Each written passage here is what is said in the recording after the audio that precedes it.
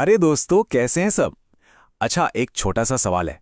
Computer तो हम सब ने देखा है, इस्तेमाल भी किया है ना। पर कभी सोचा है कि ये असल में है क्या चीज। चलो आज इसी राज से पर्दा उठाते हैं। तो बताओ, आखिर ये कंप्यूटर होता क्या है? क्या ये बस एक बड़ा सा टीवी है जिसपे हम मस्त गेम खेलते रहते हैं? या फिर कुछ और है? क्या ये सिर्फ एक गेमिंग मशीन है जिसमें बस पबजी या फ्री फायर चलता है? या फिर सोचो सोचो, क्या ये बस एक बहुत बड़ा सा कैलकुलेटर है? अरे नहीं नहीं, चलो आज इस पहेली को सुलझा ही लेते हैं। तो चलो, बहुत हो गई पहेलियां। अब आते हैं सीधे मुद्दे पर। पता लगाते हैं कि ये कंप्यूटर सच में है क्या भला। देखो, एकदम आसान भाषा में समझो। कंप्यूटर ना एक ऐसी मशीन है जो सिर्फ हमारे इंस्ट्रक्शंस मतलब हमारे आदेश मानती है। जो हम उसे करने को कहेंगे वो बस वही करेगा। इसकी सबसे मजेदार बात पता है क्या है? ये अपने आप को सोच ही नहीं सकता। इसका खुद का कोई दिमाग नहीं होता, बिल्कुल भी नहीं। अब इसको समझने का ना एक बहुत ही मजेदार तरीका है मेरे पास। जरा सोच के देखो कि कंप्यूटर अपनी क्लास का एक बहुत ही सीधा साधा स्टूडेंट है। हाँ, बिल्कुल। एक ऐसा स्टूडेंट जो टीचर की हर बात पर बस जी सर बोलता है और आंख बंद करके मान लेता है। यकीन नहीं होता? चलो दिखाता हूं। अब जरा यहां देखो, कितनी मजेदार बात है। टीचर जो भी बोलेगा ये स्टूडेंट वही करेगा। अगर टीचर ने कहा बेटा 2+2 होता है 4, तो ये फौरन लिख देगा।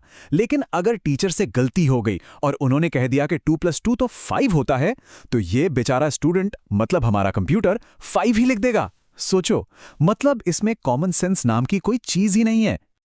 अच्छा, एक बात सोचो, अगर कंप्यूटर सिर्फ वो एक डब्बा होता जो टेबल पर रखा रहता तो कितना बोरिंग होता है ना। पर मजे की बात तो यह है कि आज के जमाने में कंप्यूटर हर जगह है, हमारे आसपास हर जगह छिपा हुआ है। अरे, जो हमारा मोबाइल फोन है ना, वो एक छोटा सा कंप्यूटर ही तो है। और एटीएम मशीन जिससे पापा पैसे निकालते हैं, वो भी एक कंप्यूटर है।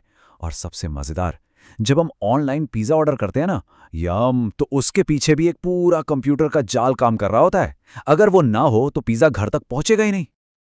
चलो, अब मैं तुम सबको कंप्यूटर के 3 सबसे पक्के दोस्तों से मिलवाता हूं। यही तीनों मिलकर उसका सारा काम संभालते हैं।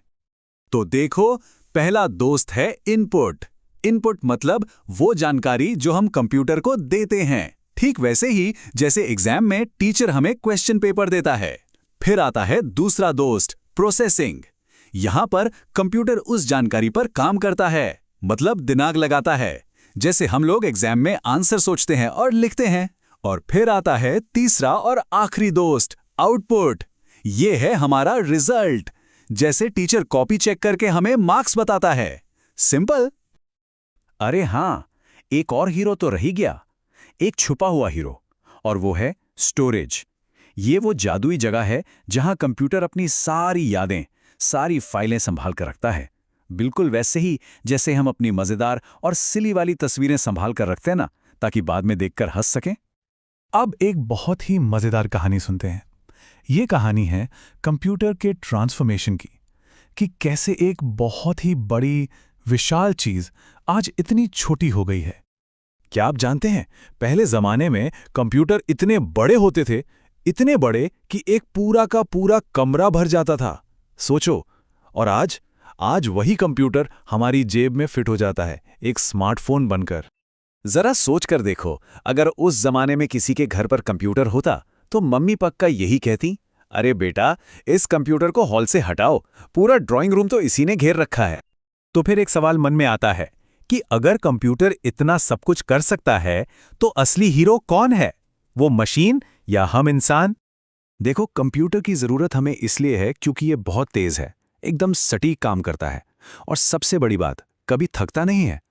जैसे हमें मैथ्स का होमवर्क करने में शायद आधा घंटा लग जाए, पर कंप्यूटर वो तो उसे 1 सेकंड से भी कम में फटाफट कर देगा। लेकिन एक बात गांठ बांध लो, कंप्यूटर को रास्ता हम दिखाते हैं, उसे गाइड हम करते हैं। ये बिल्कुल वैसा ही है जैसे एक ड्राइवर कार चलाता है।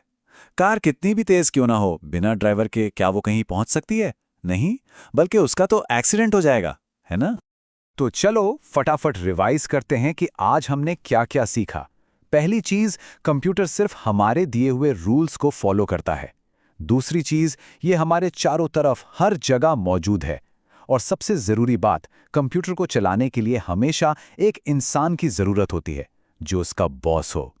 तो जाते जाते एक सवाल छोड़कर जाता हूं। कंप्यूटर बहुत फास्ट है, कैलकुलेशन में भी कमाल है, पर एक नया आइडिया, एक नई सोच, वो कहां से आएगी? कंप्यूटर के अंदर से या हमारे दिमाग से? इस पर सोचना जरूर।